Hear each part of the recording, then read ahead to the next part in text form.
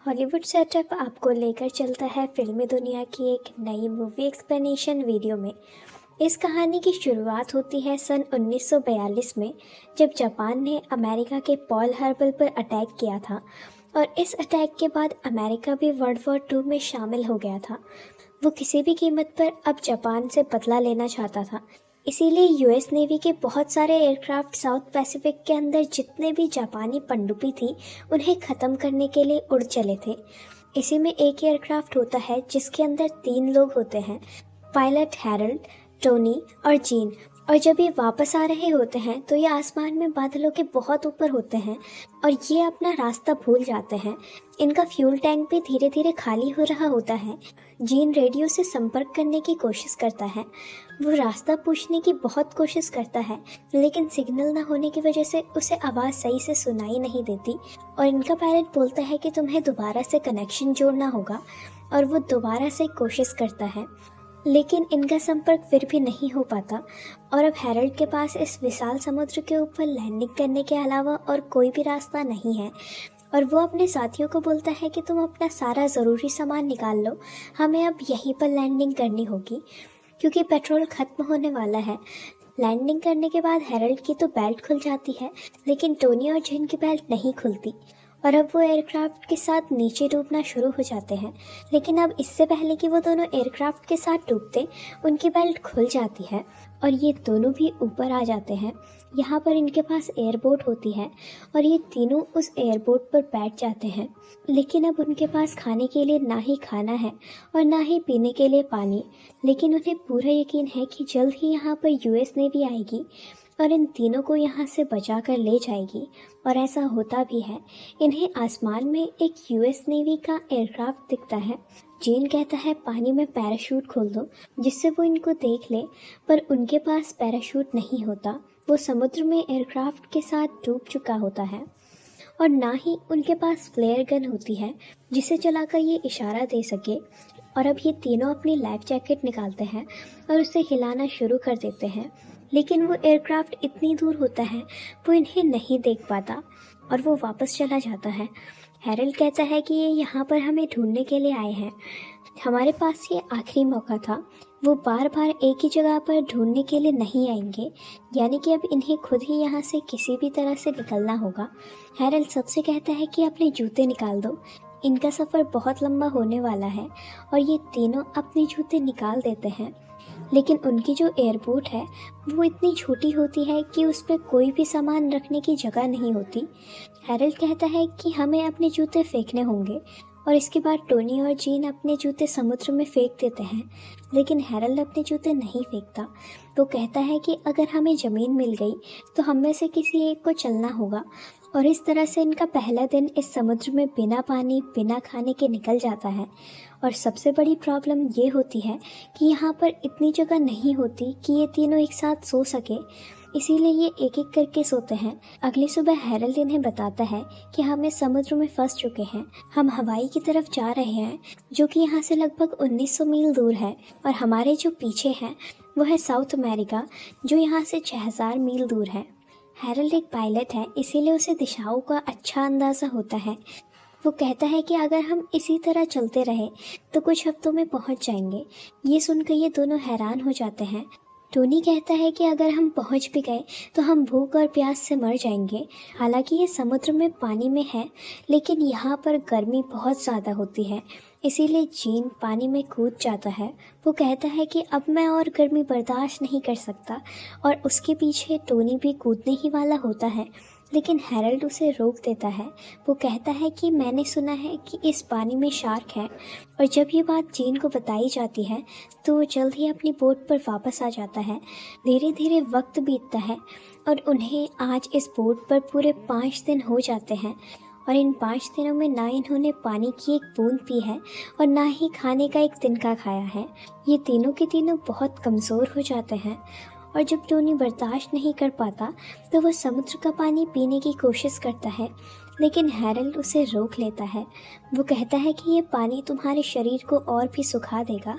अचानक से हैरल्ड को याद आता है कि उसकी शर्ट की जेब में एक पेंसिल है, जिससे वो बहुत ज़्यादा खुश हो जाता है। वो पेंसिल निकालता है और कहता है कि हम चार्ट बना सकते हैं, जिससे एग्जैक्टली हम अभी कहाँ पर है उसका पता लगा सकते हैं। और इसके बाद वो अपनी राफ्ट पर एक चार्ट बनाना शुरू कर देता है।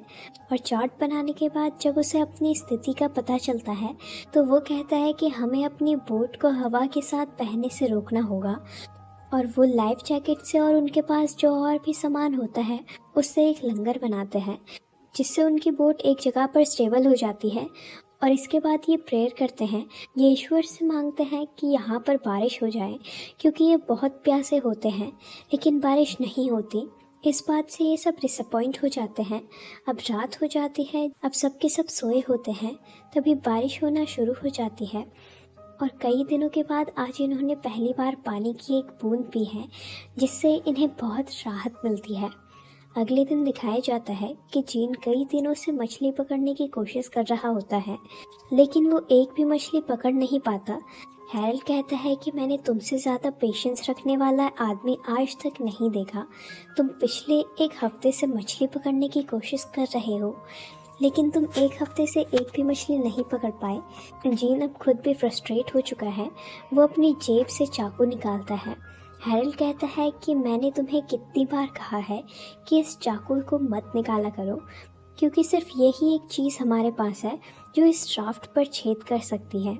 लेकिन जीन उसकी बात नहीं सुनता और वो पानी में मछली का इंतज़ार करना शुरू कर देता है।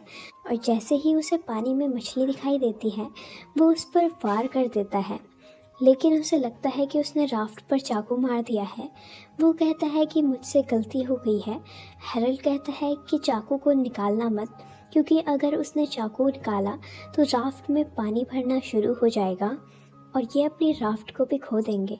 लेकिन जीन देखता है कि उसका चाकू एक शार्क मछली के बच्चे को लगा होता है और वो उसे ऊपर राफ्ट के अंदर खींच लेता है। और इसके बाद ये सब मिलकर उस शार्क के बच्चे को मार देते हैं और उसके पेट से कई सारी छोटी मछलियाँ भी निकलती हैं। और इस तरह से पूरे एक हफ्ते बाद ये खाना खाते हैं, जिससे उनकी बॉडी में थोड़ी सी एनर्जी आती है। यहाँ पर जो हैरल्ड होता है वो कहता है कि मेरी पत्नी मुझसे बहुत नाराज़ होगी। वो इन दोनों से भी पूछता है कि क्या तुम्हारी शादी हो गई है। दरअसल ये तीनों एक दूसरे को इतनी अच्छी तरीके से नहीं जानते। टोनी कहता है कि मेरी शादी नहीं हुई है, लेकिन मेरी एक गर्लफ्रेंड है। जीन कहता है कि ना मेरी शादी हुई है और ना ही मेरी कोई गर्लफ्रेंड है। टोनी जीन से कहता है कि जब तुम वापस जाओगे तो तुम मेरी बहन को डेट कर लेना, वो बहुत ही ज़्यादा खूबसूरत है। अब जब ये बातें कर रहे होते हैं तो ये देखते हैं कि बहुत सारी शार्क इनके राफ्ट के आसपास घूम रही है। दरअसल इन्होंने जो शार्क के बच्चे को मारा था उसकी खून की कुछ बूंदें पानी में भी गिर गई थी, जिसकी स्मेल से सारी शार्क यहाँ पर आ जाती है। लेकिन वो उनकी राफ्ट को कुछ भी नहीं करती, वो सब के सब वापस चले जाते हैं। लेकिन एक बार फिर जैसे जैसे दिन बीतते हैं ये सब कमज़ोर होना शुरू हो जाते हैं। और एक रात को जीन जब पानी के अंदर हाथ डालकर बैठा होता है तभी एक शार्क उसके हाथ पर हमला कर देती है, जिससे उसका हाथ जख्मी हो जाता है। लेकिन जीन की किस्मत अच्छी होती है कि उसके हाथ में ज़्यादा चोट नहीं आई होती। यहाँ पर 15वें दिन की सुबह ये दिखाया जाता है कि टोनी के हाथ में उसकी गन है और तभी जीन धीरे से उसे कहता है कि मुझे अपनी गन दो और बिल्कुल भी आवाज़ मत करना।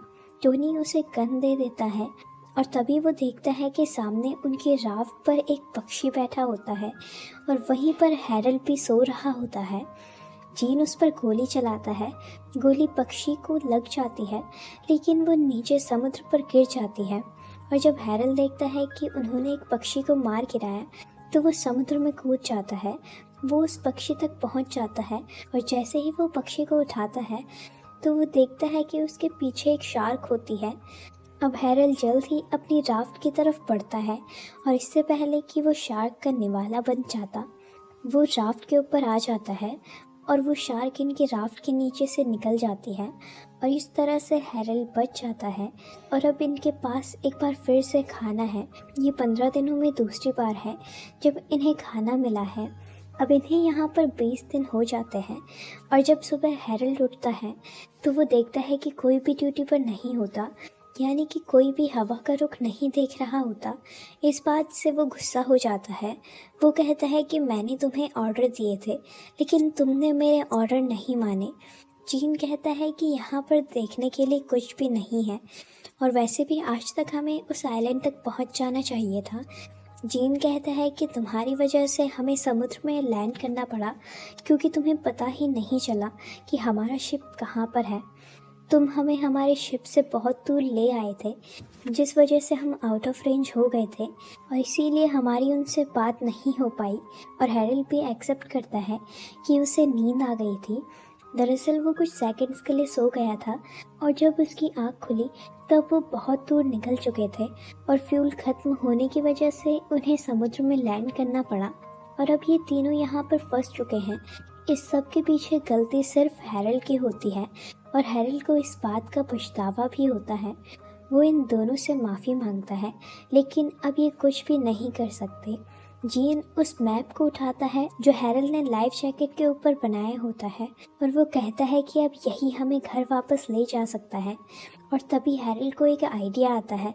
उसके पास जो शूज़ होते हैं वो उसे जीन के चाकू से काट उसके सोल के 2 चप्पू बनाता है ताकि ये जिस भी दिशा में जाना चाहते हैं उस दिशा में जा सके। और कुछ दिन बीत जाते हैं। आज इन्हें समुद्र में पूरे 30 दिन हो चुके हैं और 30 दिनों के बाद इनके अंदर बोलने की भी हिम्मत नहीं होती। ये भूखे हैं। अब उसी रात को बारिश होना शुरू हो जाती है जिससे इन्हें एक बार फिर से पानी मिल जाता है। लेकिन तब ये देखते हैं कि बहुत बड़ा एक तूफान भी सामने से आ रहा होता है और ये उस तूफान में फंस जाते हैं। इनकी राफ्ट उलट जाती है। टोनी जिसे तैरना नहीं आता वो भी खो जाता है। लेकिन तभी ये देखते हैं कि टोनी राफ्ट की दूसरी ओर होता है। ये राफ्ट को सीधा करते हैं और किसी तरह से तूफान से बच जाते हैं। अगली सुबह ये दिखाया जाता है कि ये तीनों बहुत बुरी तरह से थक चुके होते हैं। उनके पास जो भी सामान होता है वो रात में उस तूफान में खो जाता है। अब 34 दिन बाद जब ये लगभग मर चुके होते हैं टोनी कहता है कि मैंने एक सपना देखा जिसमें मैंने एक बहुत हरा खेत देखा। हैरल्ड कहता है कि ये सपना मैं बहुत बार देख चुका हूँ। उसके बाद हैरल्ड थोड़ा सा पानी समुद्र से उठाकर पीने लगता है। दरअसल उसने मान लिया है कि वो अब नहीं बचेगा। और तभी उसके सामने लेटा हुआ जीन कहता है कि मुझे सामने कुछ हरा दिख रहा है। और जब ये तीनों उठकर देखते हैं तो इनके अंदर एक एनर्जी आ जाती है क्योंकि 34 दिन समुद्र में बिताने के बाद आज ये एक छोटे से आइलैंड तक पहुंच गए हैं और अब ये अपने हाथों से जोर जोर से नाव को उस तरफ धकेलना शुरू कर देते हैं और कुछ ही पलों बाद ये तीनों समुद्र के किनारे पर पड़े होते हैं। 34 दिनों के बाद इन्होंने धरती को छुआ है जिससे ये सुकून की सांस लेते हैं। यहीं बीच पर तो झोपड़ी भी होती है और ये तीनों के तीनों उस तरफ चल पड़ते हैं और इस तरह से ये इस मुश्किल सफ़र को ख़त्म कर फरवरी सन 1942 को आइलैंड पर पहुंच जाते हैं। इस तरह ये सच्ची कहानी यहीं पर ख़त्म हो जाती है। उम्मीद करते हैं कि आपको हमारी एक्सप्लेनेशन पसंद आई होगी। Thanks for watching.